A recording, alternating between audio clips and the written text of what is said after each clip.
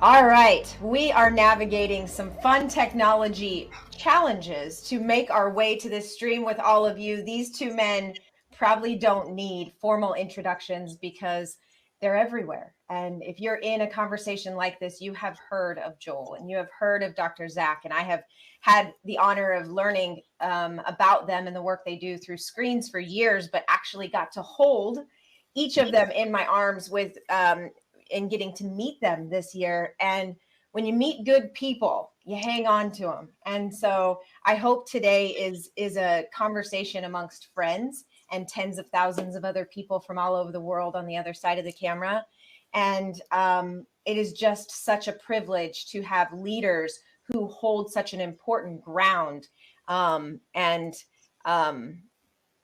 safety and security for Mother Earth and the land and food in this conversation. So Joel and Dr. Zach, thank you for being with us today. Thank you. It's an honor and a delight to be with you always. Both of you, Zach too. Yes. I appreciate you both. Thank you for the fellowship. The opportunity to be together with the global community is always powerful. So thank you all for joining, and thanks for tuning in with your time, which is your most valuable asset in life. So thank you for joining. And you know, when I do look at you as these generals, these leaders in the earth and the land and food conversations, one of the things that comes up, you know, in with both of you is the importance of fellowship and community and connectedness. And like I said, you know, I'm a hugger. So in a time of, you know, social distance or isolation, it has literally hurt my heart to watch people be put in these situations. So I'd love for each of you to just dive in and let's talk about the importance of creating community and gathering at the table for things like this. Dr. Zach, you want to go first? I'll give that a shot with this technology. It has been exciting at the same time that it's been horrifying, I think, to see this past year unfold, in the sense that really what's going on is we've got a situation where there's a equal and opposite reaction going on to one of the biggest common narratives that we've ever seen. And so for all of the isolation demands and everything else we've seen, I think we've seen an incredible, reversal of that in community. And I'm very excited that I think this event is actually symptomatic of it, right? Is that we've seen huge swaths of the population take a look at their lives and just ask some deep questions. Is this really what I want to be doing with my life? Is this job the one I want to be working? Is this, town that we're living in? Is this what was working? So people have done deep, dives on how do I come into alignment with the world? So I think that's been the silver lining behind a journey of humanity that has really been unprecedented in its effort towards isolation. And we certainly have some incredible science from the last 15 years in genetics to show us that this human condition is hardly human, and we really are a result of a giant, complex superorganism when we think of the human body. And the superorganism is about 50-70 trillion human cells, which is an extraordinary number. It's one of the few things in the world that has an equal number to the national debt.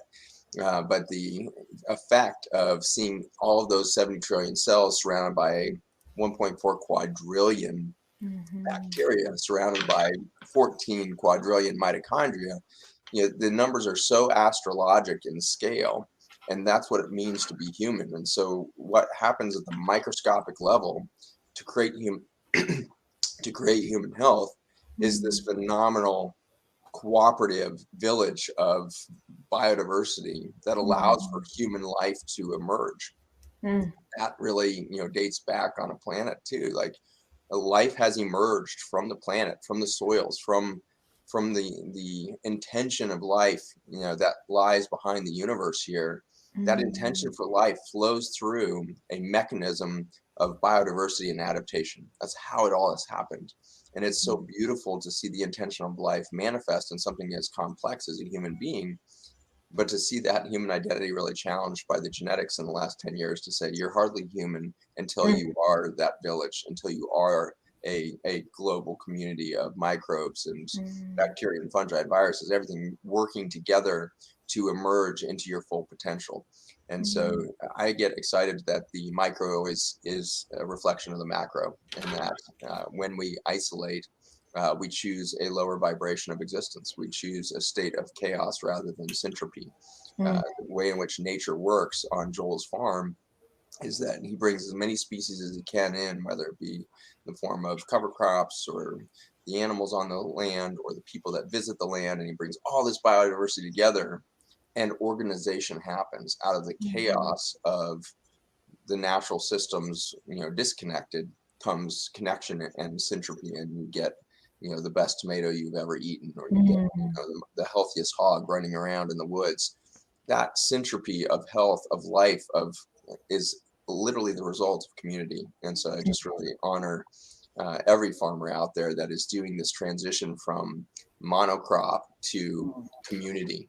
And it takes a mind shift. It takes a huge practice of forgetting everything you've been taught in the last 10, 40 years and remembering what you know at the deep cellular level.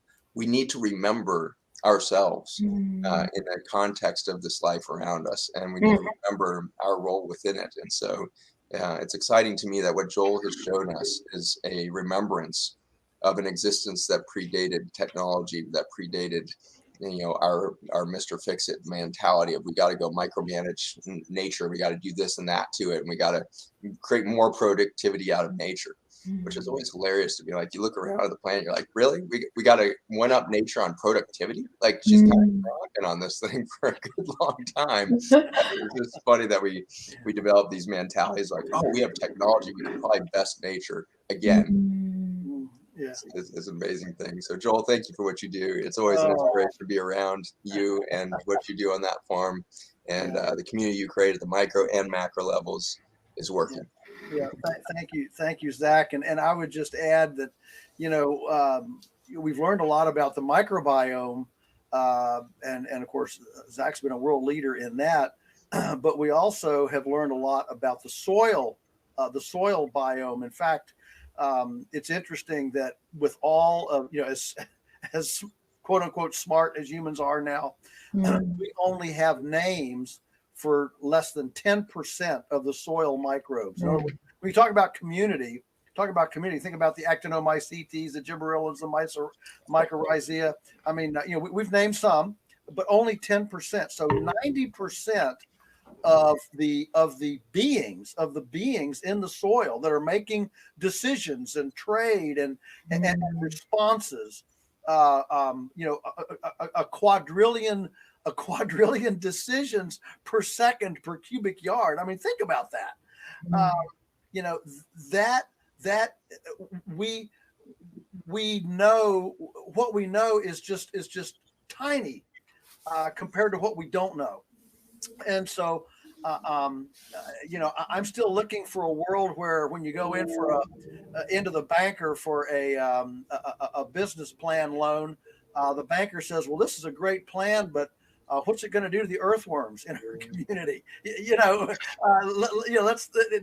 the earthworms, is their health, at the end of the day, is their health more important than the Dow Jones Industrial Average? I would suggest, yes, it is. And yet this is a community largely invisible because it's microscopic, just like our microbiome, largely invisible. I mean, we see the tear on the skin, but we don't see the tear either emotionally. We don't see the tear in the gut. We don't see those kinds of things. And so I think that this fellowship that you started with, Dr. Devin, is all about integration rather than segregation.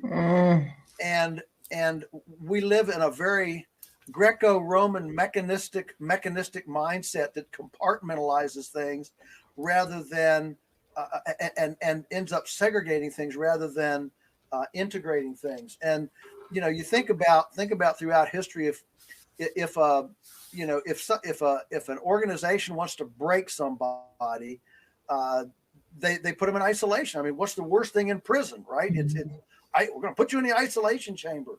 And so here we were right when a new, let's agree that it was a new disease, was coming across.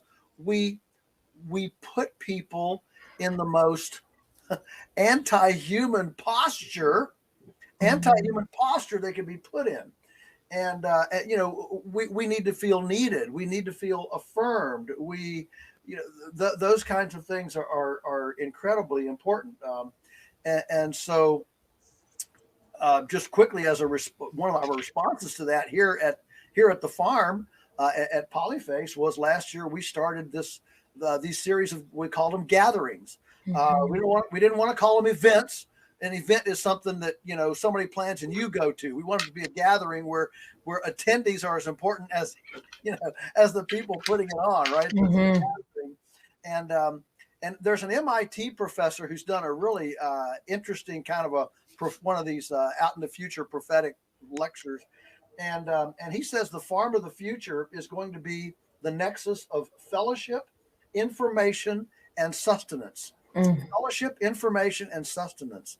And so we basically opened up our farm as a platform for organizations that wanted to get together, but not in a Marriott, Sheraton, Hilton conference center under HVAC, fluorescent lights and artificial air. And we're already booked for this year. Organizations are coming to us. In fact, I had a regional, not quite the CEO, but way up there, yesterday asked me if we could host their annual bankers convention here. You know, it's a beautiful spot. It's serene, it's peaceful. There's places for the kids to play, you know, and we can offer the world's best food. And so what better place to create fellowship, information, and sustenance than farms? And so I hope that this idea of looking to farms as the as the spear point of healing, if you will, is a real positive thing. And so yeah, we're all into people centricity and physical presence. And if you're scared, then don't come. That's fine. It's a big world, and nobody's coercing. But for those who want to still give hugs and facial get-togethers, this offers a very safe place because it's immersed in plant and tree and leaf bacteria, and not a bunch of recycled air through an HVAC system. Well, and it was, I got to come out for Holistic Hilda's event with my twin 10-year-olds and be out there with you. That's where I got to connect with you this year. And watching my boys light up. I'm from the Midwest. We have, friends who farm, but watching them hold the chickens and go check out the pigs and seeing what you've done in the pastures and talking about compost, it gave us so much to talk about. And I told them that we're going to go back next year. I know you and I are still going to figure out the logistics of that, but watching the curiosity of the child and you guys using words like remember, it seems like the name of the game isn't like, what do we need to learn, but what do we need to unlearn, right? There is this, there's a healthy debate around germ theory, terrain theory, and all these different, what the foundational pillars have been for us in food, in medicine, and all of that. If you zoom out and we look at what's the number one thing that you think our culture needs to unlearn that would open a door to massive potential and possibility? I'll let either one of you, whoever wants to go first. I'll jump in first because mine will be short. I think Zach will add a lot to it. Mine is short because we now know way more about ancient history and archaeology and anthropology than we did when I was in grade school. Okay. And learning manifest destiny and this vacant North America that the Europeans came and took over. And we now know, for example, that North America produced way more nutrition 500 years ago than it does today. That should sober anybody. Now that wasn't all eaten by humans. We had 200 million beavers. that were making 8% of our surface area water. Now it's less than 4%. So you lose evapotranspiration. You lose mass for ambient temperature fluctuations. There are all sorts of things that happen. You lose migratory fowl routes. Audubon said he sat under a tree in 1820 and couldn't see the sun for 3 days for the flock of passenger pigeons that flew over. Can you imagine a flock of passenger pigeons blotting out the sun for 3 days? The abundance, there were 2 million wolves, eating 20 pounds of meat a day. And so my quick, when you talk about remembering and unlearning, what I think our greatest need is to study these ancient credible patterns that were actually more symbiotic and abundant than GMOs, John Deere tractors, and glyphosate, and take our technology. I'm not worried to go back to the washboard, okay? But let's take our technology, rather than overriding that. Let's view that pattern, those ancient platforms, as a womb to be caressed, not a reluctant partner to be dominated.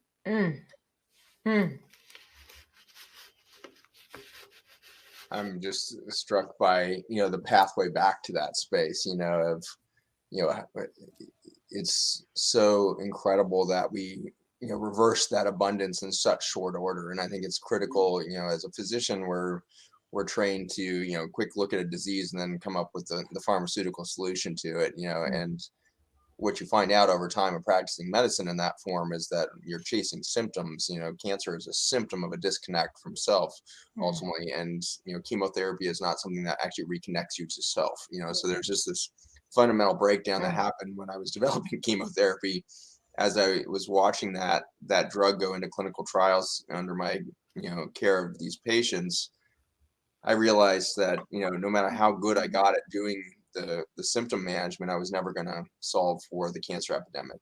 And so I think there's a huge opportunity for us to really think about, right now, how do we find the root cause of the decimation of the abundance that Joel is so accurately speaking to here. And I believe that what we bring into it to destroy the abundance is the mindset of scarcity. And so when we fail to understand that nature has designed itself over billions of years of this emergence of the universe and our planet ultimately, and then life on Earth, and just the beauty of all of it, the abundance of intelligence that is behind that design is so extraordinarily obvious as you get down into the atomic quantum level of the physics, or you go zoom out to the biology of the planet or the mechanisms of astrologic physics, whatever it is. We moved into this so recently with an attitude of scarcity, and I believe that the concept of scarcity really got infected in the human mind when we developed the belief of ownership. That moment was when we lost everything. When we thought we could own a piece of land, or we thought we could own our house, or thought we could own our spouse, or whatever it is. As soon as you go into that dominion mindset, you only have this much suddenly. And you have this tiny plot of land where moments ago, before you came to believe that you were going to own 6 acres, you had the whole world. And that's what it feels like to be a child. The whole world is in front of you. You feel this abundance as a child. You feel plugged in. You can only see opportunity everywhere. And you have this deep trust that is going to come to you, and that removal of that kind of child of the universe, child of God kind of thing, to this state of, oh gosh, I need to own this thing. And anybody who's ever owned a house knows that thing owns you before you've ever owned it. In 30 years, you're going to be paying that mortgage. It owned you on day one. That thing owns you, and you are a indentured servant to that thing that you own from that moment forward. And so we have contaminated our relationship to what might be called nature, God, universe. We've contaminated that with this deep-seated belief that we need to own and control our little piece of the pie. And by so doing, we lost the feast. And so what is the pathway back to this abundance that Joel is talking about? Excitingly, it is actually a pathway back to letting go. If we start to surrender our desperate need to own something because of our beliefs of scarcity, and we start to understand the abundance within the human condition, within the human body for sure, but just across the board, abundance is such a fascinating concept. It is literally infinite. There is no end to it. And that's how life has emerged on this earth. We've been through 5 great extinction events by the fossil record, losing 97% of life every time. And look what happens afterwards. It is more abundant. There is more life. There is more biodiversity. There's more intelligence. There's more connectedness. It's just like, it is relentless in its journey to a perfected future. And I think what we're being called to in this decade, even at the tipping point of this 6th great extinction, we are being called to decide, make a decision. Will we reconnect? Will we believe that there is an answer? And will we surrender that and let it be? You know, that great Beatles song there. But let's move towards this possibility that it already was finished. We came in and unfinished it by trying to own it, by trying to control for it, and trying to resist change. Resisting change is a setup for massive discomfort because the universe is moving at a very fast rate. And so in your life, if you are using dominion and ownership, and you're using, you know, this structure of human relationship to our houses, human relationship to our jobs, human relationships to our children, human relationships to our spouses, that tend to be these, you know, exclusive ownership kind of mindsets. Those are my children. Really? Those are yours? Like, you own those things? You really think so? And the moment you have that mentality, you have an overwhelming sense of responsibility and failure every day, because you know you're not going to be able to meet the potential of those children. They're not yours. Those children came from something much deeper and more intelligent and ancient than you. It came from the universe. It came flowing through this woman into this world. And as parents, we are given the gift of opportunity to be witness to a journey of human development, to a journey of human expression. But they're not ours. And so we need to start to just into this exciting journey of surrender. Let's open our hands and give back everything we have received, and see what then can be made space for. Because I really believe that we could recover this current extinction at a pace never witnessed on the earth before. You know, it took 40 million years to, you know, recover from the last one. 40 million in my mindset is a pretty long time. Mother Earth doesn't seem, that's a blink in time for her, but with our participation, Joel has proved that we can be co-creators through our understanding and alignment with this intelligence, with this nature. We become co-creators, and it accelerates, and life comes rushing in to this space.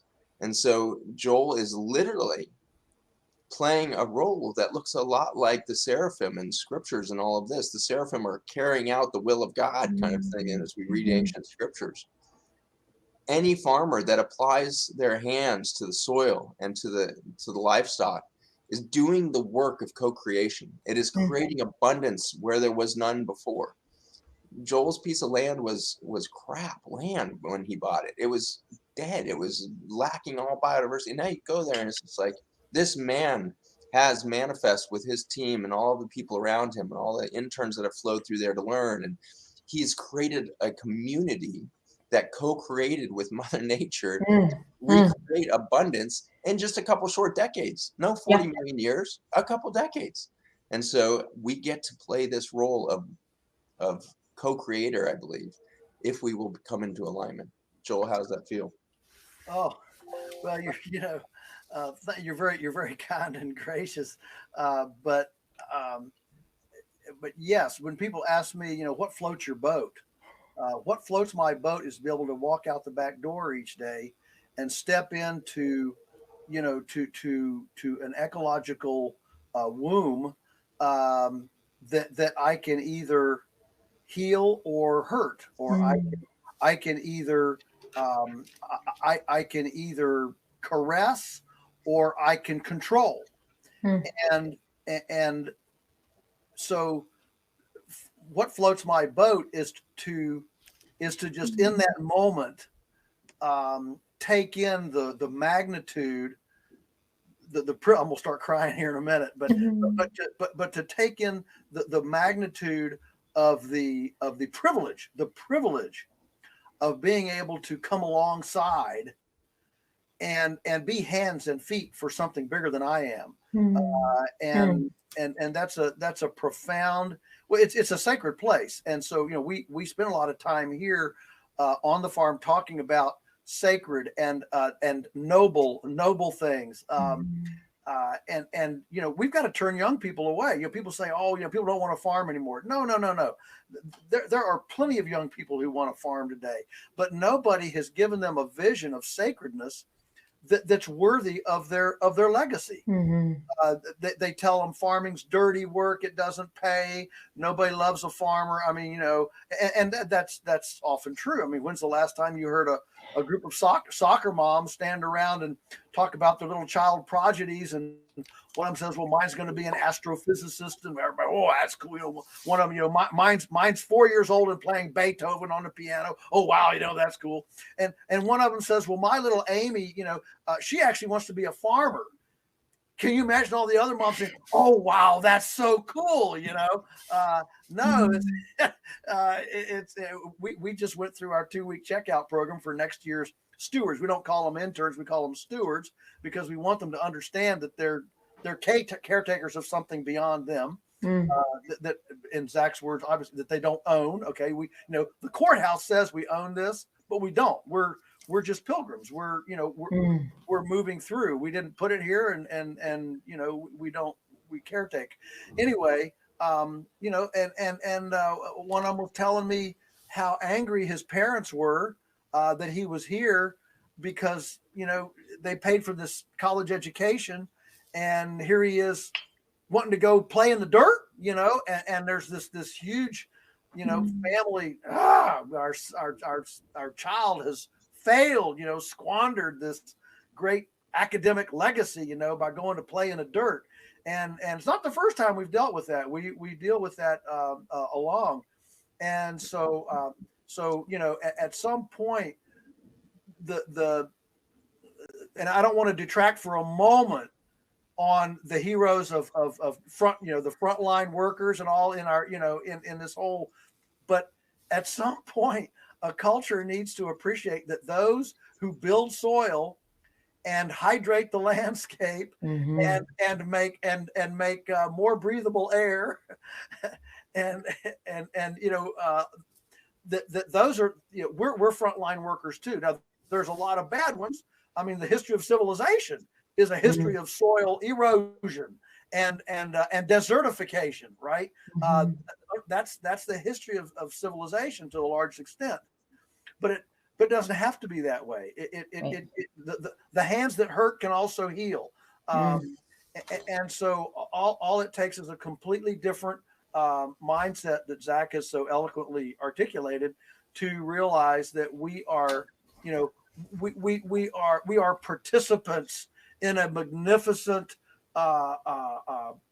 thing that's beyond us. And yes, we say we own the house, but actually the house is just one little insert into a great cosmic, ecology, right?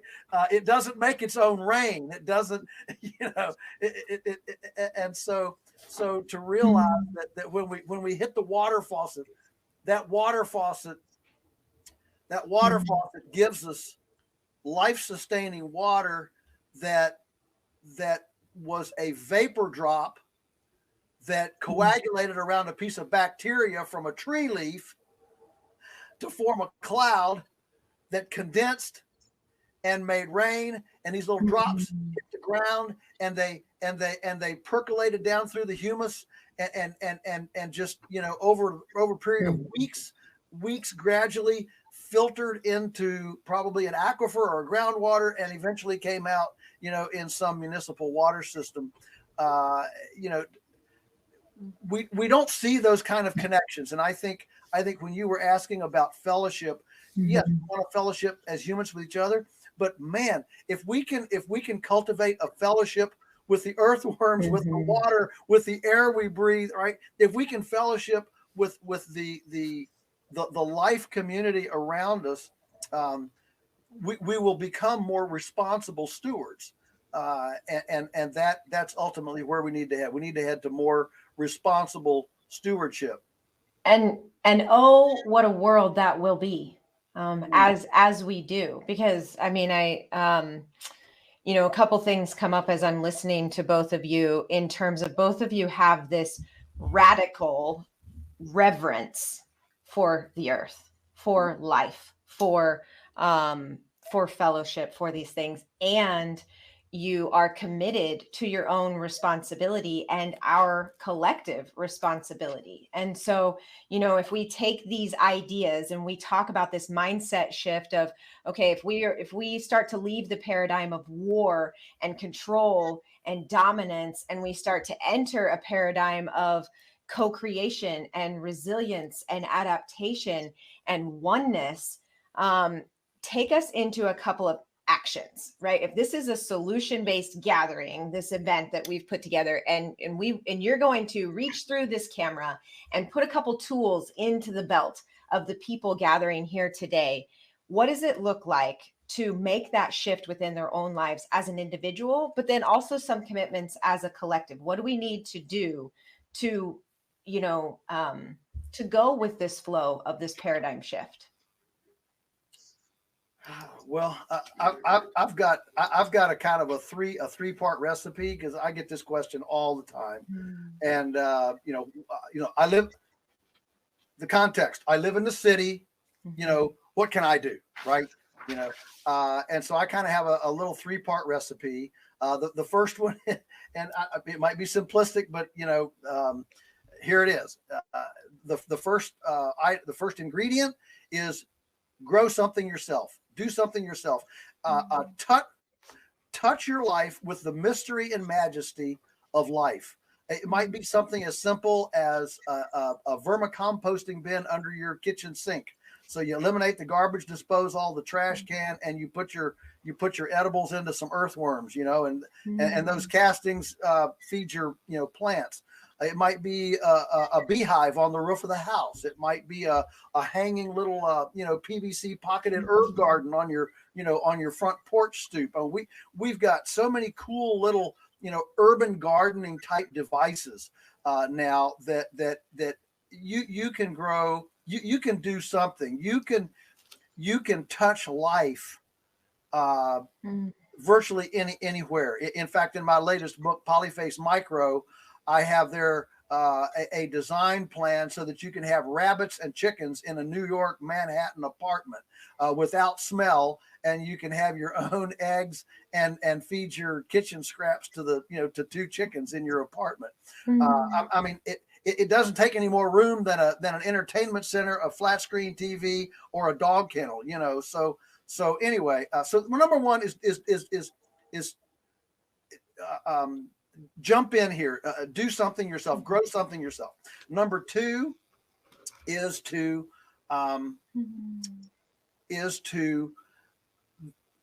get in your kitchen. We will not have an authentic food chain, if you will, a chain that honors the soil, the processing, we will not have a food chain if it doesn't end in somebody's kitchen. So we need to get in our kitchens for preparation, processing, packaging, preservation, and that includes your own home larder. We don't use the term larder anymore, but 80 years ago, if I went to your city and said, "Where's the food?" the food would be in people's pantries, in their larders. There'd be dried fruit. There'd be canned goods. There'd be jerky. There'd be dried beans that you grew in your garden. There'd be canned squash and green beans and applesauce that you ground. You made it in your thing. So cooking from scratch, buying unprocessed, that sort of thing. Actually,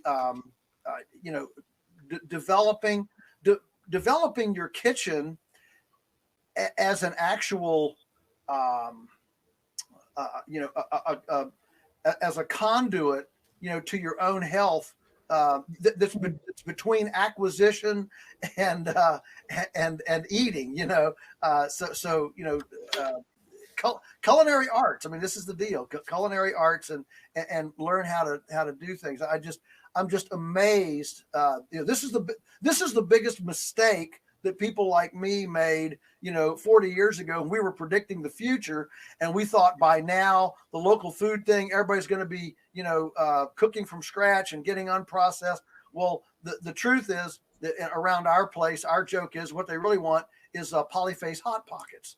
And convenience has just gone off the charts, and so learning how to smell, taste, work with just as a food sculptor. Okay, so number one, do something yourself, grow something yourself. Number two, get in your kitchen, and number three, develop a relationship with a local farmer. That's not hard. There are lots of us around. In fact, there are more around now than there ever have been. And so, you don't have to go on the Disney vacation. You don't have to watch Netflix every night. Carve out some entertainment vacation. You can call it infotainment time. Infotainment, and go take your kids, visit a couple farms, develop a relationship with your food shed in your community, so that you have a sense of what's available, what's being produced, and the people that are producing them. Many of these farmers are 10 customers away from being able to leave their town job and be on a farm full time. And you can be the person that can bring that farmer to a tip over point, to where they can actually do their calling and their vocation full time. So those are kind of my three things: grow something yourself, get in your kitchen, and go visit a farm. I would say I have the same three things, so I'll save everybody time on that. But I will maybe drill down on. I mean, I literally have said that exact sequence over and over again over the last 8 years, and which is so lovely, because you've got a physician and a farmer sitting here telling you the pathway to the future is the same three things. The pathway to your health, to prevent cancer in your life, to prevent your vulnerability of your immune system to the virome, whatever it is the same three things. It is literally grow some food, cook some food, share that food with other people. And I think that may be a little nuance that Joel and I really share a lot of passion for, which is it's one thing to cook food. It's an artistic outlet. It's creative. It's a reconnection to your nature. It's reconnection to being human. But the real biologic impact when it comes to health is not the nutrients in the food. It's the community and fellowship that is built by sitting around a table together in the evening and listening to one another and seeing the world through the storytelling of another person. We are not made of cells or molecules. We are made of story. And I love that quote from ages back. We are made of story. And what are the stories you're currently listening to? What's filling your day? Is it Netflix and CNN and all of this stuff, or Fox News, or whatever it is? Like, what story have you decided to fill your mind and heart with? And step back and ask yourself, is that what you want your mind and heart filled with? Would you like to actually create a multi-generational table in the evening and invite an elder from the community who's maybe isolated and lonely, and have them come over and sit next to you and your kids and expose your family to a different perspective? Hear story from the 1960s. 50s, 60s. Go back in time through the eyes of another human being and get some perspective on what's going on right now. What's going on right now is only scary if you are seeing it as an isolated, human moment. You don't understand it in the context of history or biology or whatever it is, but connect to another person's story and it will change your life. And food is the natives for that. Food has always been the natives for community. Any village gathering that ever happened in all of history always started with 3 to 4 days or maybe weeks of food preparation for that gathering. The food is the natives of community and fellowship, of reconnection. And so I can't overemphasize Joel's 1, 2, 3. Grow something, eat, cook something, share it with another person, and then move into this space where you are starting to experience life in its vitality, rather than that disconnected nature. And the meet the farmer piece, the third one, I've had that experience myself in spades over the last few years, not really having anticipated what that was going to do to my life.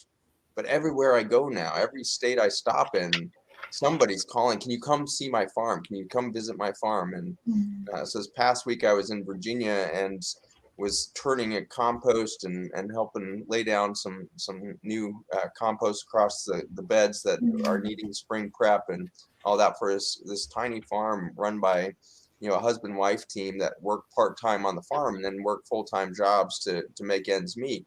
But they're building this system. It's called Piecemeal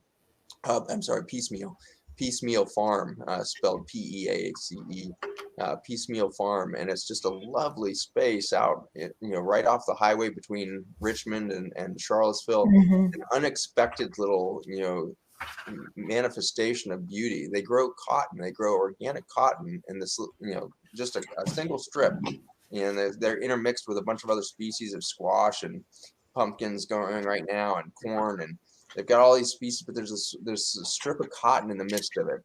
And when asked what the cotton was for and how she was making money off of that, she said, "Oh, we don't make money off that. My mother spins cotton and is a passionate knitter."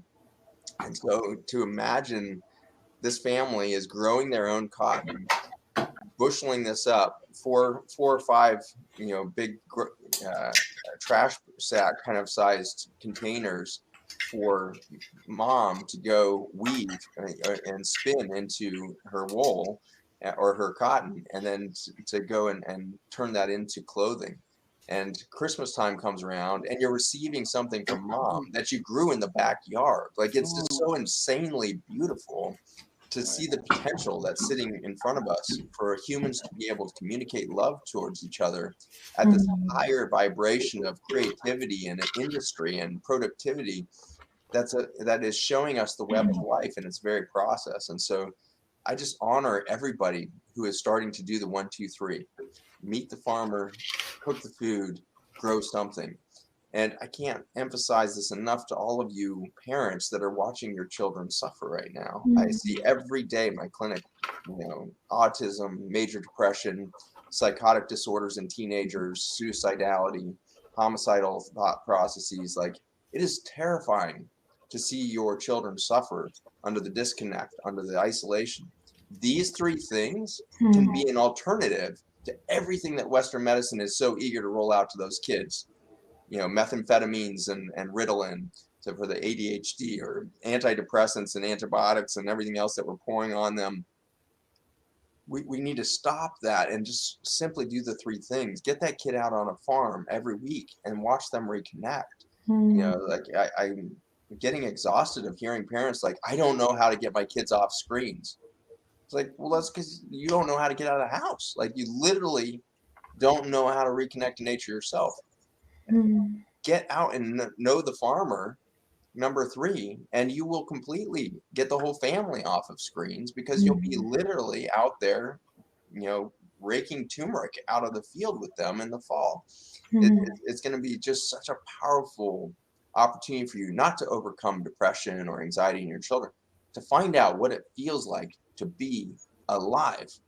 And I think we are losing track of that. We are so isolated as families. The fact that we call it a nuclear family coming out of the post World War II era, that should have been a red flag, right? Like, this might be explosive and violently destructive to everything we've ever seen before when we created the nuclear family. That's insanity that we put those two words together and thought that that was a rational idea. And we did that idea, and then 70 years later, we find ourselves in the situation we're in, and that there is such high anxiety and depression in mothers who are isolated and, out of community and feeling like they have to raise their children because it is their children and they own this thing and they got to make this thing work because it's all on them. That's never how it worked. The village, certainly, that I was down in Ecuador this year, down in the rainforest, the Achuar tribe has been living in this region for 40,000 years. It boggles your mind. Like, this same history there that we have to the Aboriginal people in Australia. 40,000 years living in the same communities, and they are completely balanced with their ecosystem. They have no destruction of the rainforest. There's no sense of scarcity. There's only abundance, and they don't store anything. It's so beautiful. There's no refrigerators. There's no cabinets, and they have a cooking fire, and they wake up in the morning, walk out into the jungle that's been providing for 40,000 years for them, and bring that back in, and they create food that they then share in community. And at no point do those parents think that those kids running around the whole village are theirs. They understand them to be part of the system of life around them, but they don't have ownership over them. They have a sense that the whole village is contributing to the experience of those children and raising those children. The jungle is literally in relationship to those children and raising those children more so than the mom is responsible for. And so when did we pull Mowgli out of there? Is that old story. That's another story of colonialism, another story of abuse, another story of, and so it's like we cannot seem to get the Western mind to let go of this sense of dominion and abuse and extraction and everything else. But meet the farmer, and you'll find somebody who is working towards this co-creative relationship and back into abundance, and it will change your fundamental belief of who you are and what you're doing. Isn't the compartmentalization of this compartmentalization is so in the Western DNA. I mean, it started with with the god of the underworld, the god of fertility, the god of rain, the god of so they completely bifurcated God and broke him up into little itty bitty pieces, and now we compartmentalize to where we don't appreciate that our investment strategy is part of our mental health, for that matter, of our legacy. We send the kids to school for an expert to edge, and I don't want to get off on too many rabbit trails here, but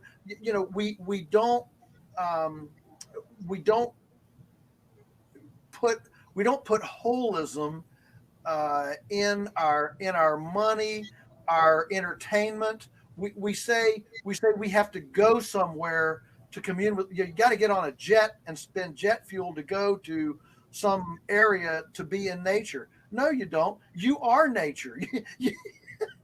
You are in nature right now, whether you want to be or not. And you are voting. You are voting with your actions. You're voting with your money.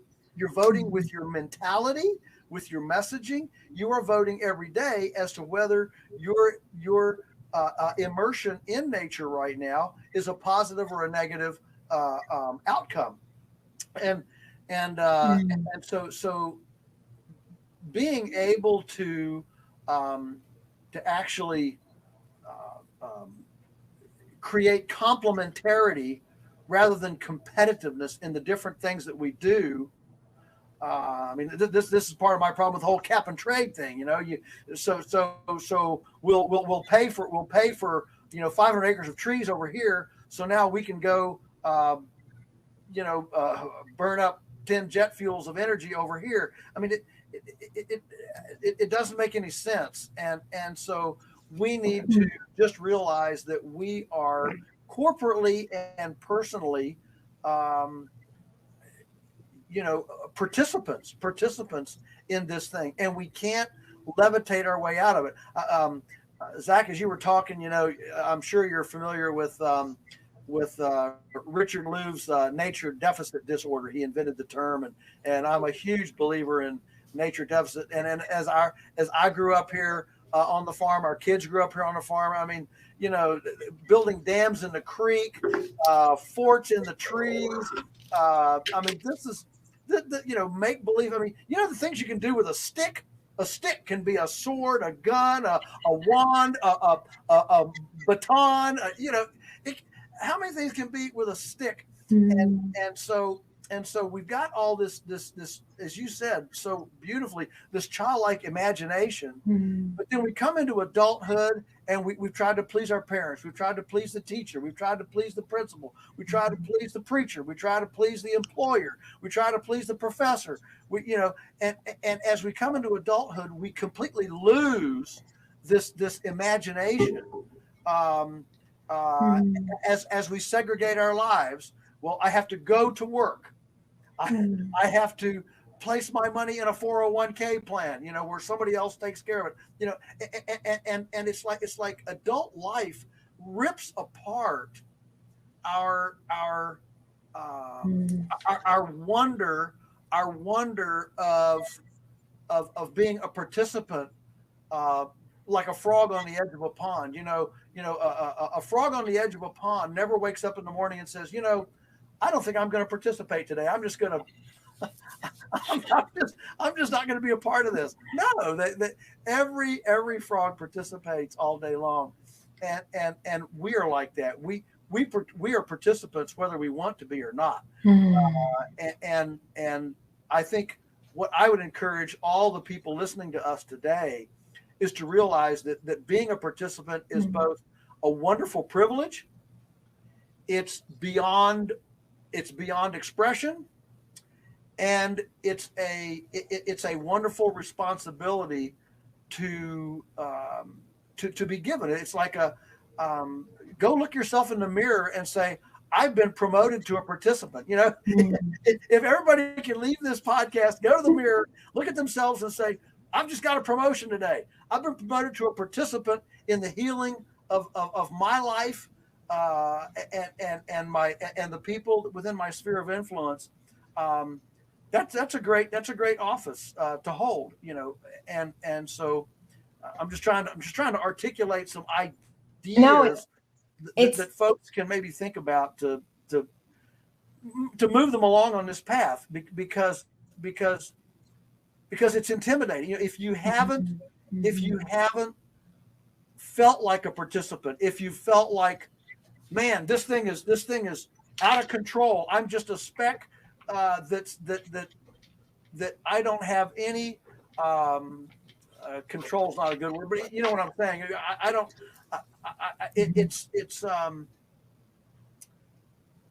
It's beyond anything that I can then deal with. That's very disempowering. Very disempowering. Yeah. But if we embrace participation, then suddenly, instead of being reactive, we're proactive. Yep. And that's a game changer. It's the game changer. And, as I get goosebumps throughout this conversation for so many different reasons, but especially as we talk about children. And this is why I'm grateful for COVID. And why I'm so hopeful for the future is because there are more people having these conversations than ever before, more people ready to participate than ever before. And we're not only asking, what kind of world are we going to leave our children, but what type of children are we going to leave to the world?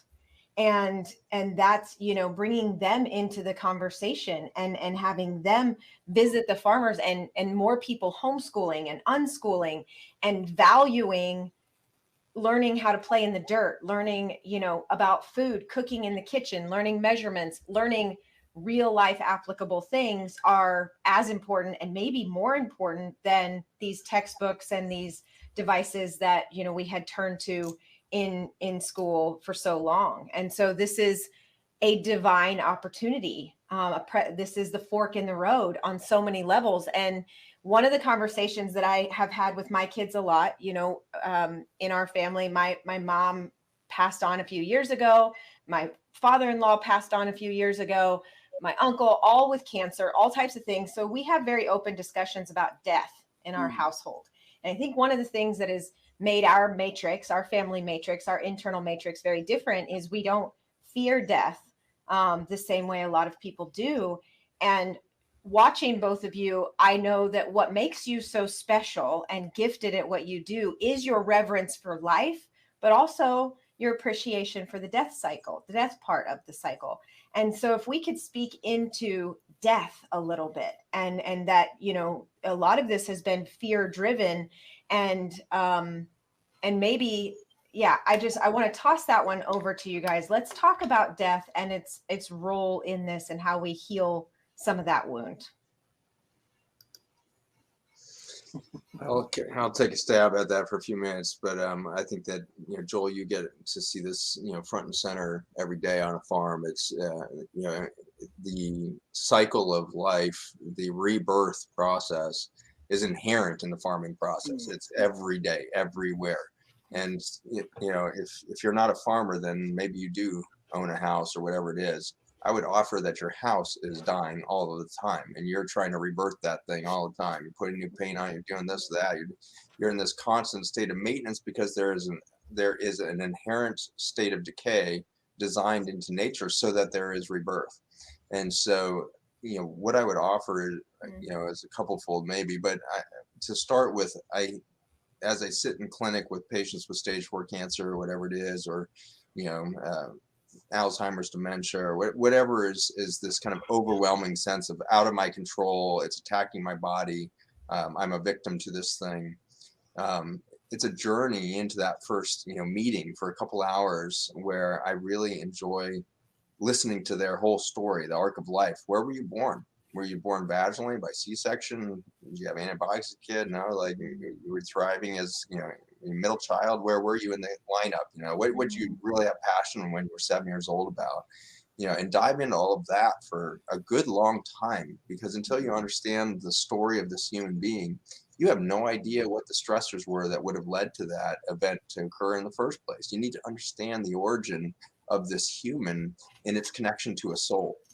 And when you find a soul journey rather than a human reactive fear journey of cancer, when you find a soul journey, then you can reconnect that human to its soul. And that's when spontaneous healing happens. And we see it all the time. We see it in, you know, Western medicine has to see spontaneous healing of stage 4 cancer far more frequently than you would think and is ever talked about, because it confuses the hell out of us. Like, you got a riddled body of cancer, and then suddenly they show up for their 3-month scan and it's all gone. And it's like, well, that's not, chemotherapy has never done that. Chemotherapy doesn't cause spontaneous cure ever.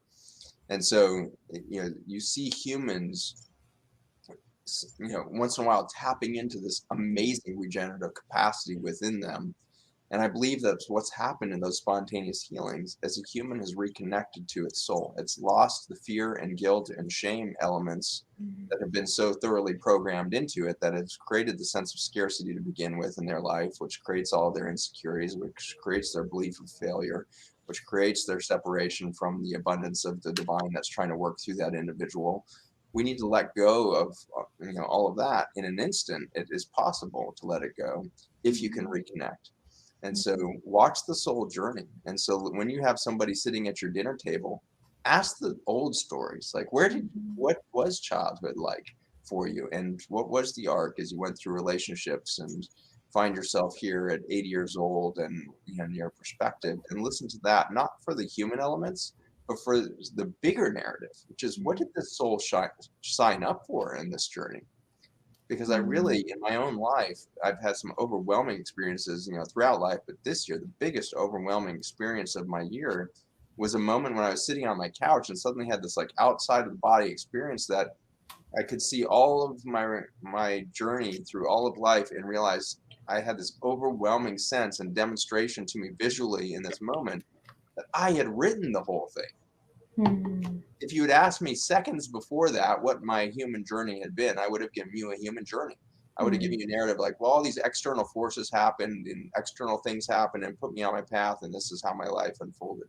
But in that moment where you find out your soul is writing your path so that you can find this moment of possibility of reconnection, it solves for the entire purpose of that lifespan. And so often as a hospice physician, I've sat by the bedside of people in comas and everything else and listening to their family stories to their children or whatever. And then suddenly that person comes to out of a coma and says the most profound statements of love you've ever heard.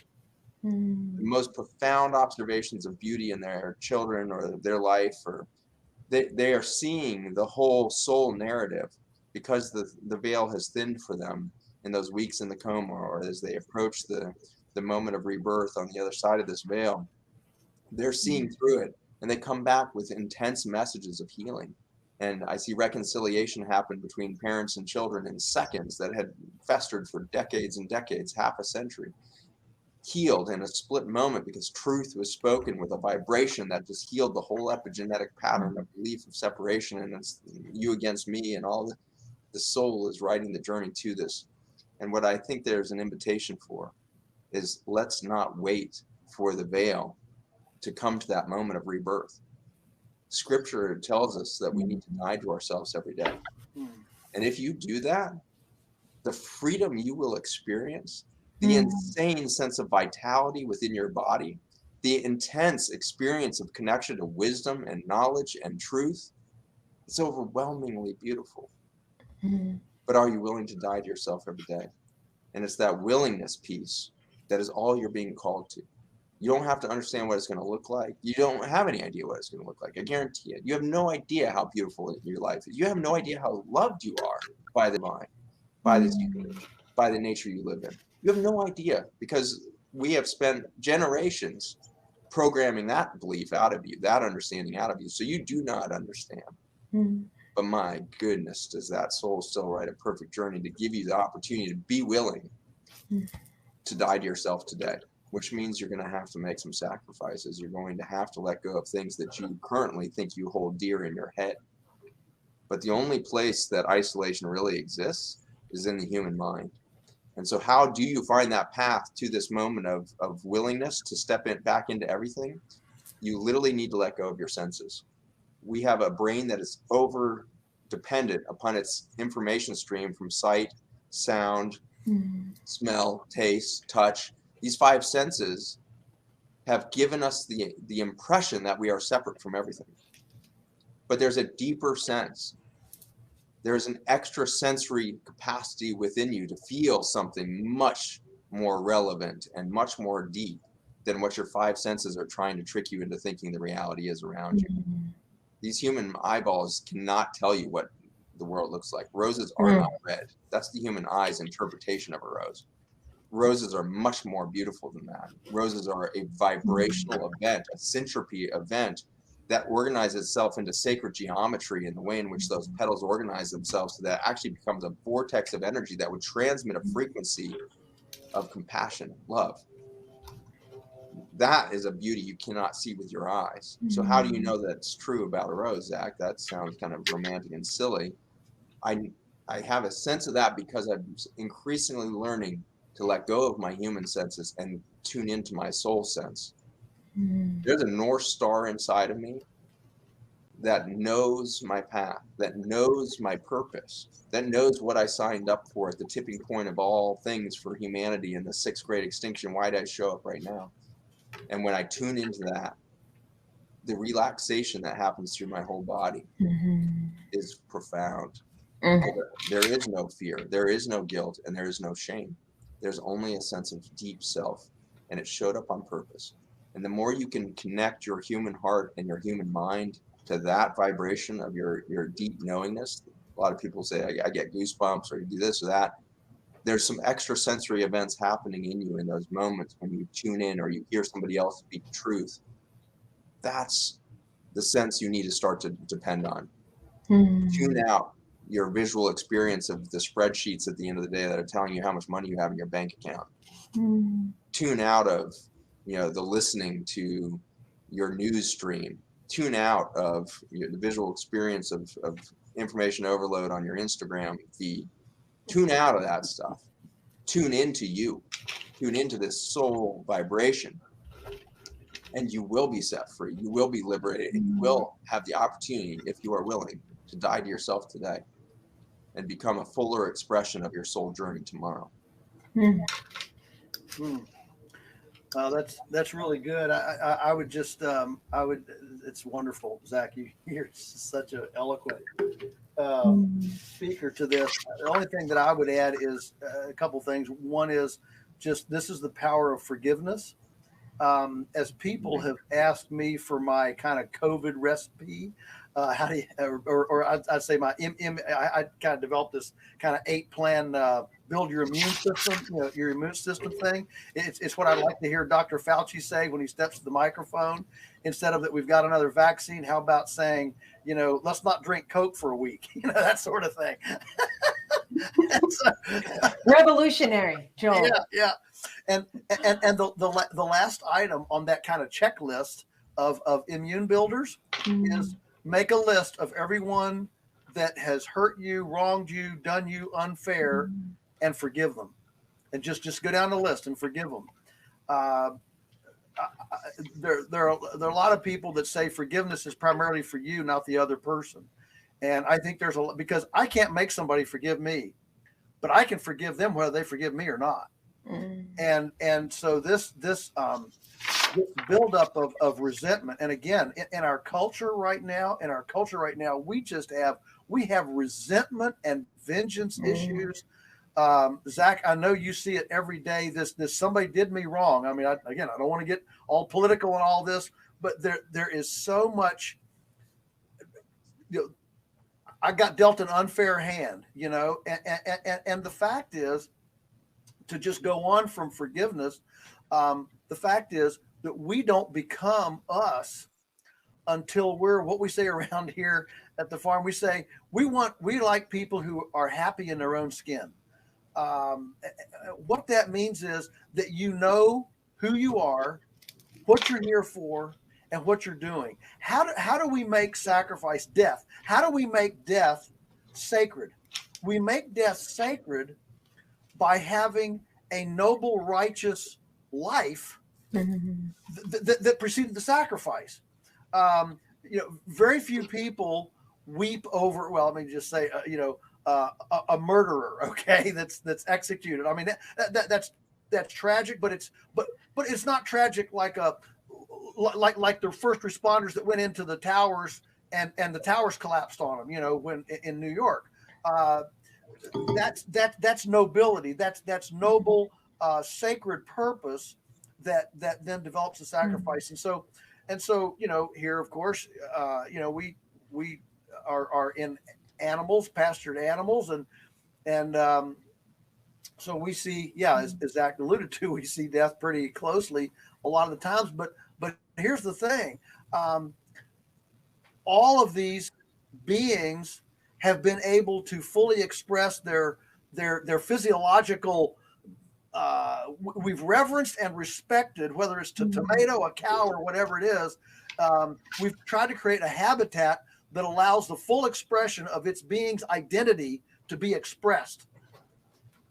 And it is in that fulfillment, that happiness, that elevates the sacrifice, the death, if you will, everything's deteriorating, everything's going to die eventually, but that fullness of life is what elevates the death to a place of sacredness rather than sacrilege.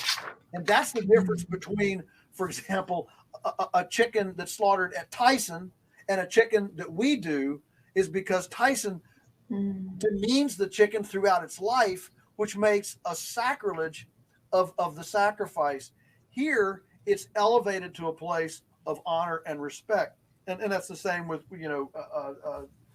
tomatoes that are grown in compost, lovingly prepared, nurtured, and humbly developed in the pattern of carbon and organic matter decomposition, versus one that's just injected with chemical fertilizers, NPK, and like an IV. That's the difference. So the fact that right now I think the business journals say 80% of Americans hate their job. Think about that. 80% of Americans hate their job. And, you know, again, I don't want to go on from a rabbit trail, but think about the societal damage that we have not been able to create sacred occupational spaces. We have not messaged sacred, noble mission. You know, that's, and so people imagine getting up every day, going to do something that you don't like. I mean, as somebody who very early on, even as a child, I knew exactly what I wanted to do. I pursued it from day one, and I've had this wonderful life advantage of always doing exactly what I wanted to do, loved to do, and was good at. And I realized that's a privilege that almost nobody has. Very few people have. You know, I got to get up and go to work, you know, and it's this, and of course now the workplace has become a new minefield of mandates and masking and isolation and quarantines, and you better not get sick, and if you don't provide a safe place, I'm gonna sue you, turn you into OSHA, whatever. I mean, we just live in this quagmire of litigation, finger pointing, and all that. And I think what Zach has so eloquently articulated is, you just got to give it up. You got to forgive it, you know, and focus on what can I give back? What can I be grateful for? What can I appreciate about where I am, and turn my lemons into lemonade, turn my context into a gracious, appreciative place of mission and ministry. So here at the farm, we spend a lot of time. I mean, I've got our mission statement right here. I mean, I quote it almost daily to the team, to myself. It's posted here where I can see it, you know, to develop agricultural prototypes that are environmentally, economically, and emotionally enhancing and facilitate their duplication throughout the world. You know, that we all need a mission statement. Because that creates sacred legacy in our lives and allows us to dismiss a lot of this kind of chaff, you know, that comes in, as Zach was saying, from, you know, social media, news, that sort of thing. Man, you know, you gotta get on your horse, get on your journey, and get on with it, you know, and not get distracted about all this other stuff. So much wisdom, so much light in this conversation, and forgiveness is the key. And again, this reverence for life that you both have, this, you know, there is ecstasy in the present moment, in enjoying human connection. The simplicity of coming back to who we are is what each of you embodies. So sitting down with the physician and the farmer to have this conversation about life, about soul purpose, about healing the earth, and coming back to the heartbeat of the kitchen is the medicine that the world needs now more than ever. And it's a testament to the work that you've been doing over decades, and our time is now. So I thank you both for your time and being here, and for absolutely every soul that is on the other side of these cameras that is gathering in this time and place. And I know that all is well because of a conversation like this, because of the bright, hope-filled souls on the other side of this camera. And 2022 offers so much potential. And each of you has lit such a light in my heart, and countless others. So again, thank you. And everybody, these two, you heard it. I know Zach's doing some coaching. I know Joel invited y'all to the farm. So if you don't get more of this goodness, it's your own fault. Thanks for having us. Thank you. It's been a delight and a pleasure. Thank you. You make my year, literally, in this conversation. Thank you both so much. I'll see you soon.